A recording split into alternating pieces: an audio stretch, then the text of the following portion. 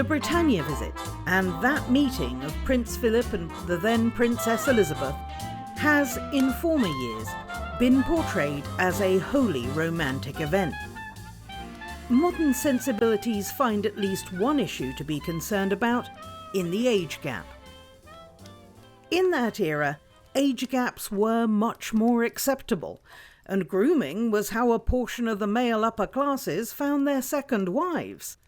So a 5-year difference in age wasn't on anyone's radar as a problem, even if one of them was just a tween. Introducing an 18-year-old to a 13-year-old for a perfectly chaste and friendly afternoon socializing with others is still fine. But arranging an entire weekend to showcase the 18-year-old to the 13-year-old as prospective boyfriend material now has a bit of ick on it. The thing is, both of those things happened that weekend. Philip's uncle, Dickie Mountbatten, was doing almost all of the showcasing. He seems to have spotted the opportunity before others that Princess Elizabeth had now reached an impressionable age.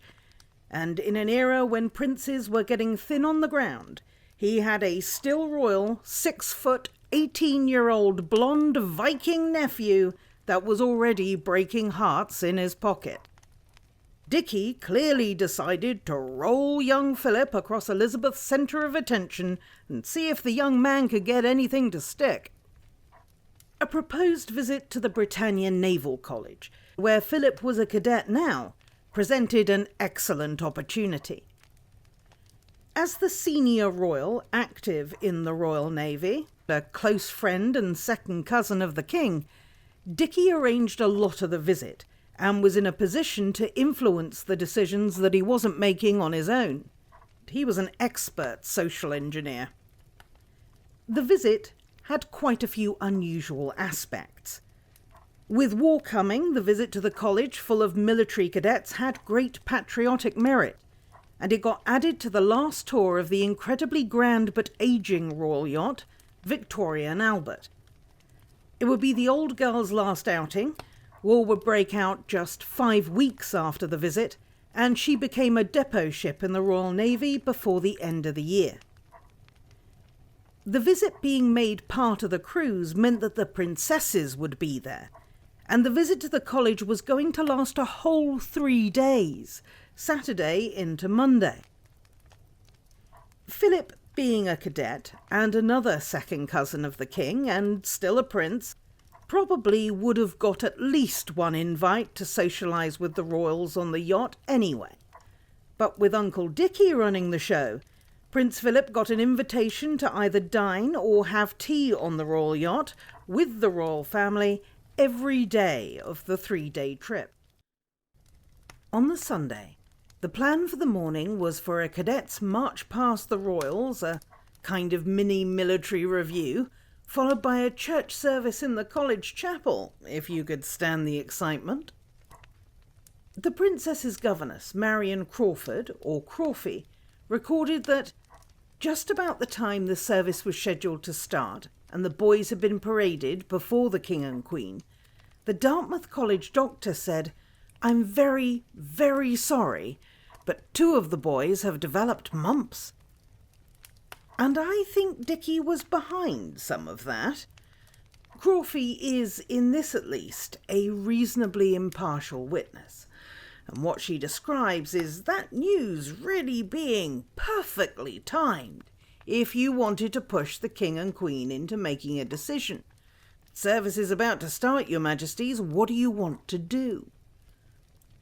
And I find with Dickie Mountbatten that if some fortuitous coincidence happened around him that benefited him in some way, that it will pay you not to just assume that that was any coincidence at all. Dickie had so much pull in the college. He could have got it done. And if you knew the Windsors, the mumps was really the perfect disease to pick if you wanted them to leave their newly teenage daughter behind. The mumps had form for the early 20th century Windsors, or it's likely that some of them believe that it did. Prince Bertie, later George VI, and Prince David, later Edward VIII, both caught the mumps when they were teenage cadets at this very college in 1911. And then, well, David in particular failed to turn into a manly man. This son of George V and Queen Mary somehow just didn't fill out much. He didn't grow much body hair, didn't need to shave very often, and slowly but surely their heir to the throne turned into 1930s Roman Roy, minus the wit, and the stubble, and the aching shame. And absolutely no one was ready to deal with any part of that in the royal family of the late 1920s. But questions did keep getting asked, eyebrows raised. The gossip from people around Prince David was that with the physical side, the reason he remained so boyish was that something had gone wrong with his gland during puberty. Mumps is a viral disease that very obviously swells glands, and sometimes it does damage them. As David got older and had multiple long-term mistresses with no sign of children, the orchitis, which is a sometimes side effect of mumps, might actually have been the cause of his infertility if he'd got a really bad case of it. So, perfect timing and a really great disease to name if you wanted the king and queen to go better safe than sorry and leave the two princesses behind. Still, there was discussion about it until the Queen asked Crawford to take the princesses to the Dalrymple Hamilton's house. That was the captain's house in the college seen here. This is where the princesses would stay during the service. There they met the two Dalrymple Hamilton children, a boy and a girl, a fair bit older than the princesses, and they set up a little train set, and polite playing commenced. A short time later, Prince Philip showed up.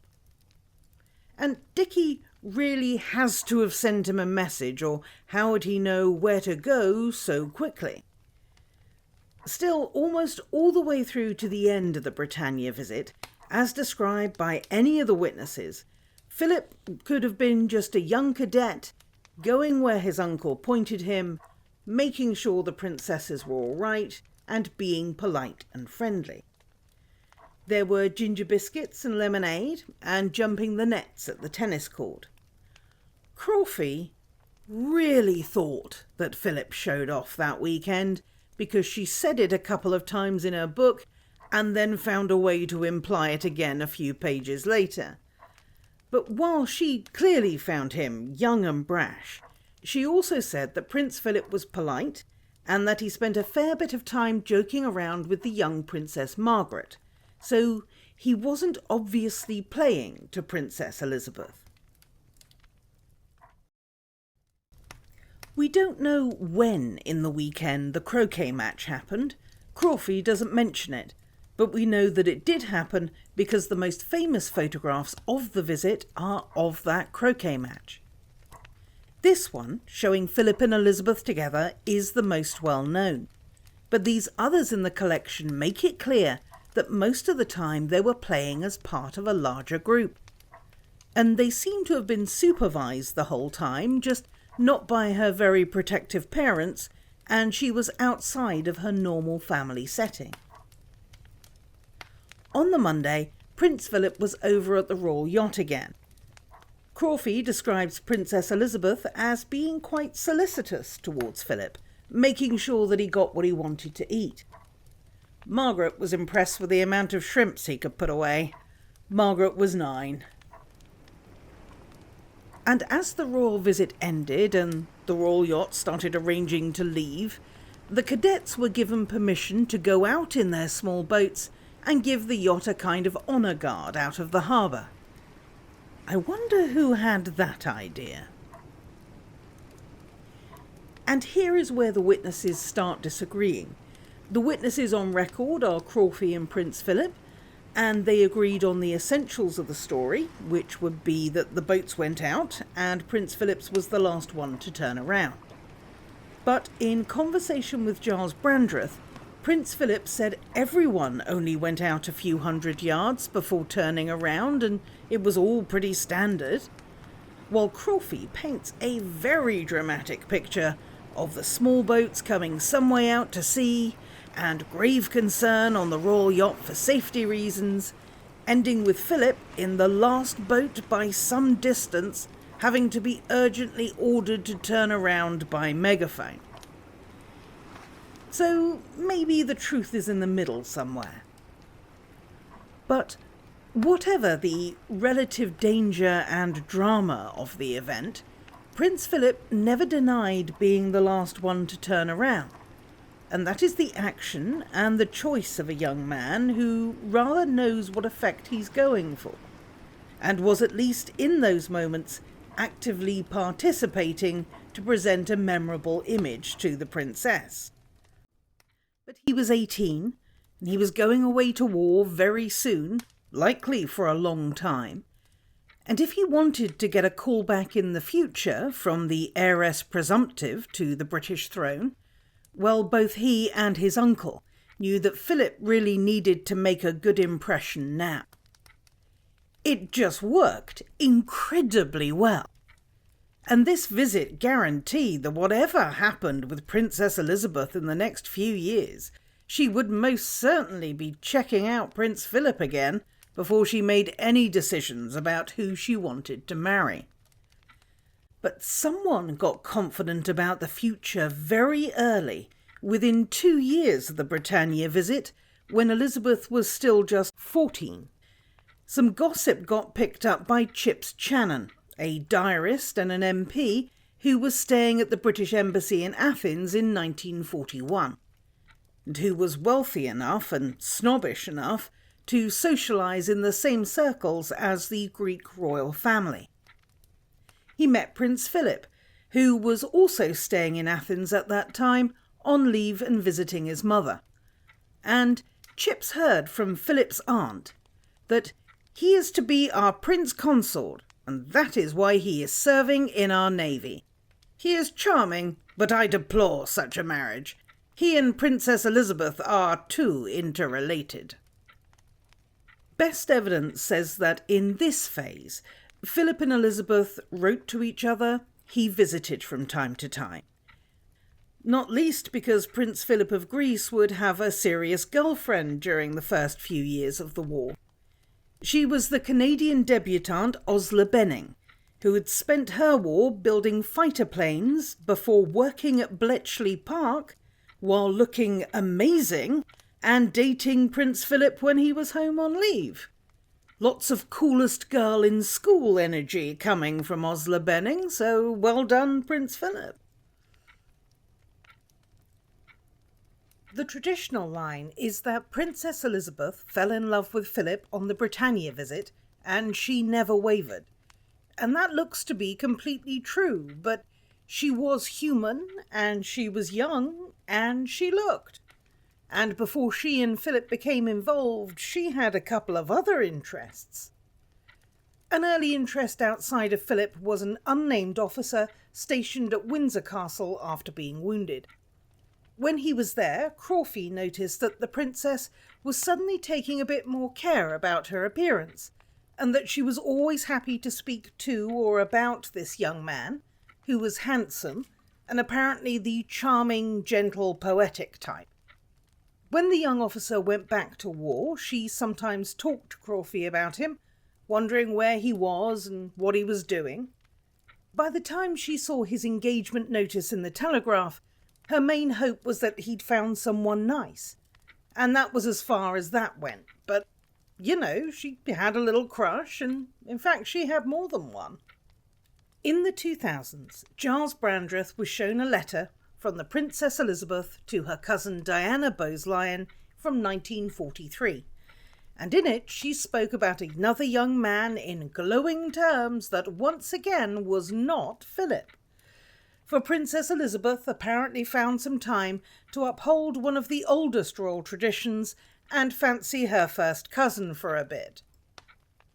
He was Andrew Elphinstone, and he would become a tall, handsome, and well-loved vicar that was her first cousin on her mother's side. And she thought Andrew very fine, that he would make just the sort of husband any girl would love to have. And for a while at least, she rather wished that he wasn't her first cousin. Of course, she and Philip were also cousins, but far more distant. Let's do the cousin math and see if old Chips Channon had any kind of a point. Both of Philip's parents were related to Elizabeth's father. On his mother's side, the Mountbatten side, they were third cousins, sharing one set of great-great-grandparents, Prince Albert and Queen Victoria.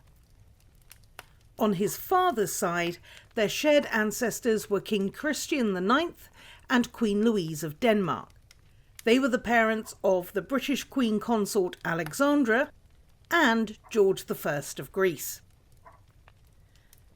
Now, the number we put in front of cousin, first cousin, second cousin, etc., refers to your most recent common ancestor. If it's grandparents, your first cousins. Great-grandparents, your second cousins. Great-great-grandparents, third cousins. And then, of course, there are the halves. The number before removed, as in first cousin once removed, refers to a generational gap. In this cousinship, Philip was a generation up from Elizabeth. Christian IX and Queen Louise were his great-grandparents, and Elizabeth's great-great-grandparents, making them second cousins, once removed, on that side.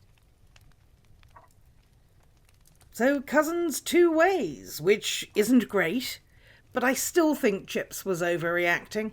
If you're looking at royal inbreeding, this isn't shit. Look at this travesty of inbreeding from Philip's own family tree from the early 1800s. They started with a set of siblings, who they married off to their first cousins. Then they took two of the resulting children and married them to each other, producing some kind of first cousins squared, at which point it was less of a family tree and more of a family matrix. But the genetics of these two had survived all of that, so realistically, just steer their kids away from dating their cousins and everything should be fine. Philip's romantic relationship with Osla petered out during 1942-3. They remained friends, and she got engaged to someone else in 1944. It was around 1943-44 that Prince Philip and Princess Elizabeth started to exchange letters more often, his visits got more frequent, and their increasing attachment had court members noticing that he might just be becoming the boyfriend, starting from his visit at Christmas 1943, when Elizabeth was 17 and Philip 22. And that was when the rumour mill started up at the British court, and the resistance to Philip started to make itself known, and all the court politics started. Thank you for your time, and if you're one of my noble subs, thanks for the patience.